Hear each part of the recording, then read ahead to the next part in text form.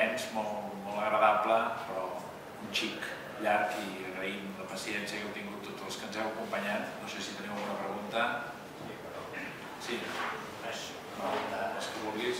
No, si ens pot fer una mica amb molt de resum, no és ben possible, una mica els reptes de futur de Manresa, la defensa internacional 2022, una mica la valoració més conjunta global tant de la nova imatge com del que representarà Manresa 2022. Bé, nosaltres com a ciutat ens posicionarem a Catalunya amb la marca Cor de Catalunya, no només per la centralitat, sinó per les diferents qüestions que al voltant del cor, del batec, de l'emoció, del sentiment s'ajunten en aquesta nova imatge, i que és una imatge que recuperem dels anys 60. La nostra projecció com a ciutat, sense deixar de mostrar allò que som, ha de servir perquè augmenti l'autoestima dels manresans i perquè alhora aconseguim que els visitants que vindran fent el camí ignasià o visitant els indrets més interessants del nostre patrimoni, la Seu, la Cova de Sant Ignasi i altres indrets barrocs, modernistes que hi ha a la nostra ciutat, que té molta història i molt patrimoni,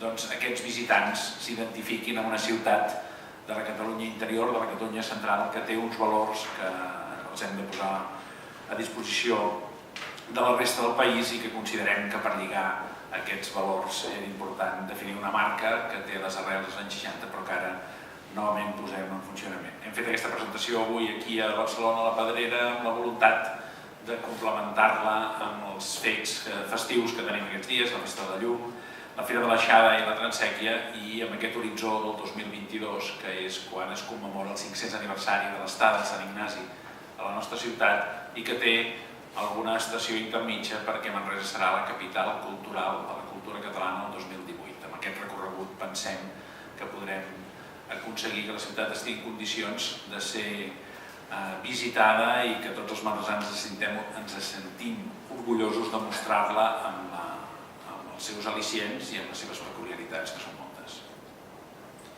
Sí? Doncs moltes gràcies i endavant. Merci.